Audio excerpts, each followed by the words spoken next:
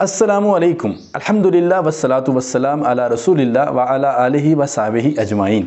سورۃ لقمان، سورہ نمبر 31۔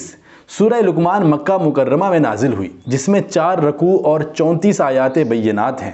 لقمان ایک بزرگ حکیم کا نام ہے۔ اس سورہ مبارکہ میں ان نصیحتوں کا ذکر ہے جو لقمان حکیم نے اپنے بیٹے کو کی تھیں۔ اسی مناسبت سے اس کا نام لقمان رکھا گیا۔ سورہ لقمان میں بتایا گیا ہے کہ اللہ بھی حکیم ہے اور اس کی کتاب قرآن بھی حکیم ہے۔ حضرت لقمان کو بھی حکمت عطا کی گئی تھی کہ اللہ کا شکر ادا کرنا ضروری ہے۔ دنیا میں آزمائشیں اور آخرت میں جزا و سزا کا نظام بھی حکمت پر مبنی ہے۔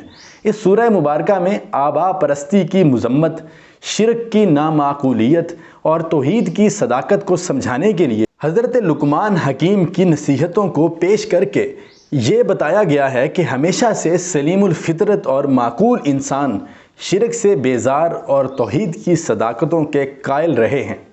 نو مسلم نوجوانوں کو سمجھایا گیا ہے کہ انہیں اپنے مشرک والدین کے ساتھ حسن سلوک تو لازماً کرنا چاہیے، لیکن شرک کے مسئلے میں ان کی اطاعت جائز نہیں ہے۔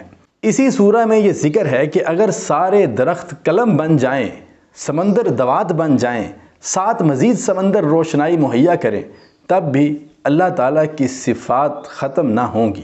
محترم سامعین، قرآن مجید کی تمام سورہ مبارکہ کا مختصر خلاصہ اس چینل پر اپلوڈ کر دیا گیا ہے، آپ چینل وزٹ کر کے سن سکتے ہیں۔